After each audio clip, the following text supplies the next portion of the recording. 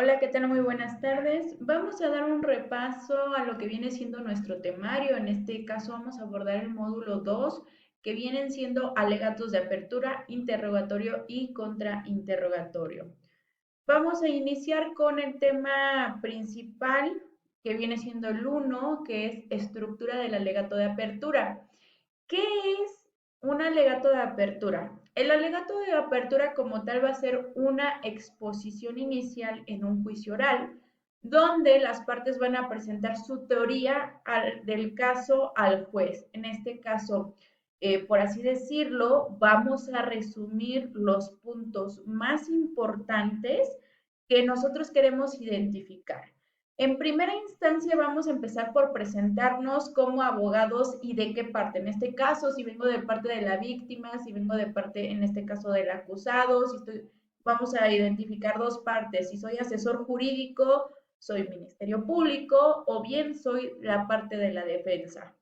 Vamos a tener en este alegato de apertura que realizar un resumen de los hechos desde la perspectiva de la parte que yo represento. Vamos a poner un ejemplo, vamos a suponer que yo voy a representar a la defensa o vengo como defensa. En este caso, mi resumen de los hechos deben de ser la parte más importante donde yo quiero que se sustente y se fije, pues, la litis o como tal el hecho controversial. Y en este caso, en partes importantes, yo voy a resumir por qué voy a defender a esta persona o qué es lo que pretendo, en este caso, en el juicio, esclarecer. En la teoría del caso se va a explicar de manera lógica y coherente de lo que ha ocurrido. ¿Qué quiere decir esto? Al ser un resumen de los hechos, yo voy a partir o a tener como las partes más importantes. Sin embargo, tampoco lo que voy a terminar generando es que no vaya de manera lógica o que todo esté revuelto. Lo que se trata es que el juez entienda lo que yo le estoy presentando. Tenemos también la prueba que se presentará sin argumentar. Se mencionan únicamente testigos o documentos. Aquí yo voy a también a poner una lista de las pruebas más importantes únicamente a modo de mención sin ofrecer más información. Eso lo haremos más adelante en el desahogo. En la petición inicial, ¿qué es lo que yo le voy a solicitar al juez o qué es lo que yo quiero que decida o que espero obtener de este juez? Posteriormente viene lo que es las técnicas del alegato de apertura, las técnicas que nosotros vamos a poder ocupar como abogados. En esta parte es importante hablar con claridad y concisión para poder transmitir los hechos de manera comprensible. ¿Qué quiere decir esto? Que yo pueda exponer de forma adecuada mi alegato y que sea entendible. El lenguaje persuasivo, pero no argumentativo, se informa sin debatir. Aquí no estamos a debate, no estamos todavía desahogando pruebas. Lo que nosotros tenemos que hacer es simplificar la parte o el resumen que yo le voy a presentar al juez para que se pueda entender sin dar tantas vueltas en los puntos, en las pruebas o en las partes, que eso ya lo veremos en el desahogo. La narrativa debe de estar estructurada, contar los hechos como una historia coherente y una historia brevemente que se debe de exponer a las partes, y en este caso al juez. El manejo del lenguaje corporal y la voz. Debemos demostrar en todo momento una seguridad, la seguridad de lo que yo estoy hablando, de mi alegato que le estoy ofreciendo al juez. No debe de haber titubeo, no debe de haber tampoco duda cuando yo esté expresando sobre ese alegato. Tenemos la conexión emocional moderada. Generalmente o se viene a generar empatía sin manipulación. Vamos a tomar en consideración que esta parte emocional en algunas ocasiones puede influir dentro de una audiencia, dentro de un juicio, pero lo más adecuado es que la empatía venga por parte, en este caso, del juez o tratar de proyectarla hacia él. Tenemos la planeación del interrogatorio, que es otro tema. En esa planeación del interrogatorio va a implicar la forma en la que se va a obtener la información de los testigos. Aquí, pues al momento nosotros de poderles formular preguntas para esclarecer los hechos y poder llegar a los puntos que nos interesan. En el objetivo del testimonio vamos a tener el objetivo a qué quiero llegar, qué es lo que yo quiero probar con ese testimonio, si guarda o no relevancia con mis hechos.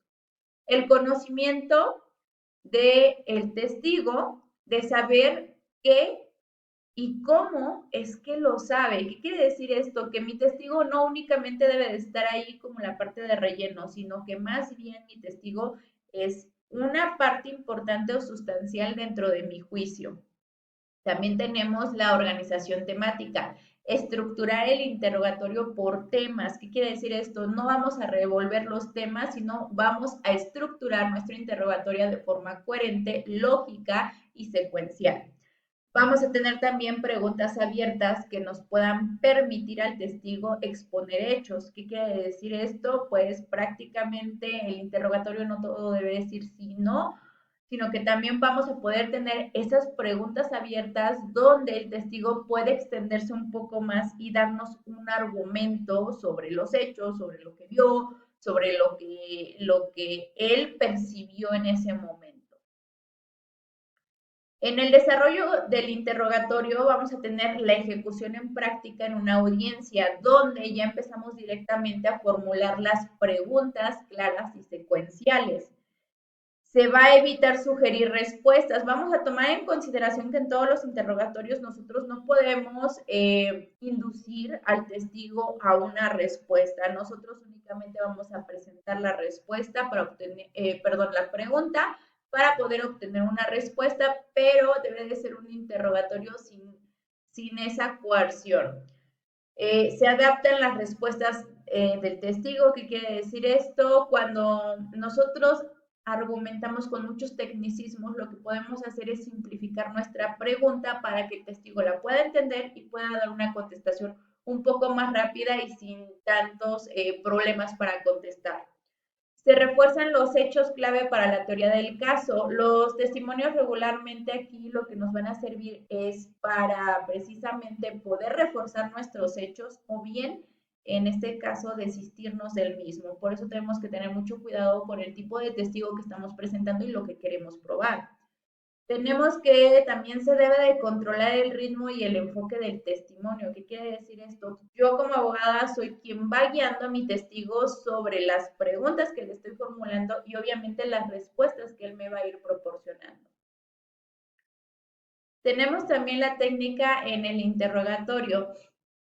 En primera instancia tenemos preguntas abiertas. En estas preguntas abiertas vamos a tener o se va a forma de obtener unas respuestas con las que se vienen iniciando nuestras preguntas. Nuestras preguntas casi siempre van a versar sobre qué, cómo, cuándo, dónde, para poder llegar a una pregunta narrativa. ¿Qué quiere decir esto? Para que el testigo me pueda dar un poco más de información de la que yo vengo solicitando.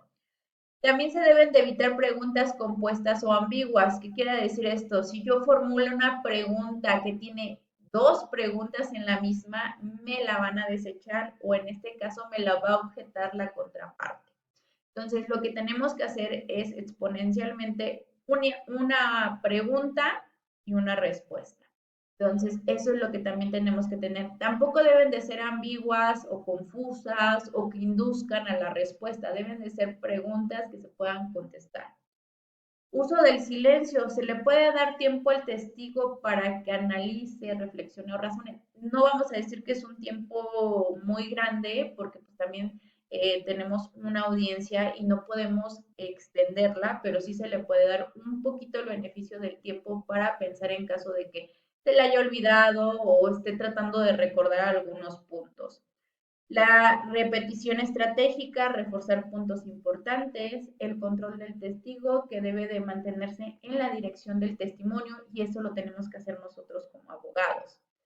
Actitudes y valores. En el ejercicio de lo que viene siendo esta parte oral va a prevalecer la ética profesional en el respeto al proceso y a las partes, la responsabilidad para la preparación adecuada y la veracidad, el respeto y la tolerancia, el trato digno hacia los testigos, los jueces y las contrapartes, la empatía en la comprensión del contexto humano del caso y la imparcialidad de actuar con objetividad y justicia. son valores que nosotros debemos inculcar dentro de nuestro procedimiento de juicio oral. De mi parte ha sido todo. Que tengan excelente